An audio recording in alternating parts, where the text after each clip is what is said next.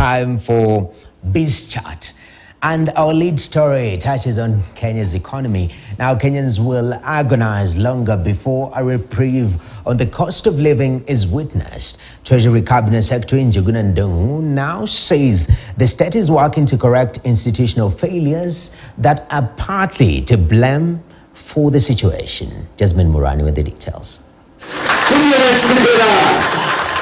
It is now emerging that market capture has led to painstaking poverty for many Kenyans, if word by Treasury CS Njuguna Ndung'u is anything to go by. Speaking during the launch of the Kenya Economic Report 2023, the CS detailed how key sectors of the economy have become unresponsive due to market capture. The new administration is concerned with the problems that have led many Kenyans to sink into abject poverty.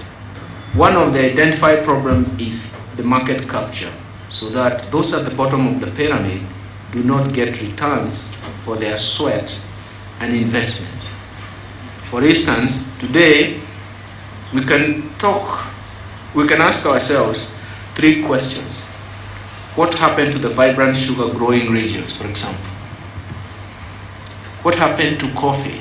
What happened to cotton? Then we ask, what happened to their production and productivity? What happens to the investments that were made? In this case, the markets were interfered with, and the market development, the market protection, and the market regulation failed. The report published by the Kenya Institute for Public Policy Research and Analysis shows the performance of the country's economy in 2022 with snapshots of inflation, cost of living, and macroeconomic effects. It is documented therein that it will take nearly 2 years before the inflation rate stabilizes within the government threshold of between 2.5 and 7.5%.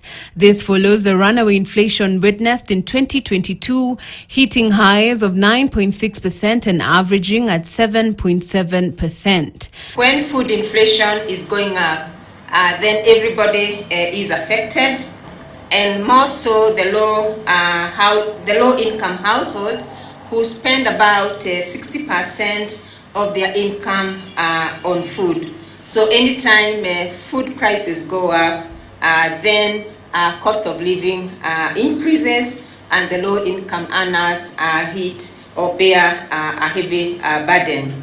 The CS said the persisting shocks to the economy have seen the market lose predictability, creating a lasting effect and necessitating significant reforms. But the most important thing is that it's to expound then how do we get out of that kind of permanent effect? How do we ignite economic recovery, resolve the cost of living, and also ignite growth and vibrancy? That's why we have the bottom-up economic transformation agenda for the current administration, and it is geared towards realizing an economic turnaround and achieving inclusive growth. Boosting domestic supply and ensuring that markets work effectively are critical steps towards improving the living standards for Kenyans, especially those at the bottom of the pyramid. It remains to be seen whether the bottom-up economic transformation agenda by the Kenya Kwanza government will help alleviate poverty for many Kenyans. Jasmine Murani for KTN News. All right, when you go down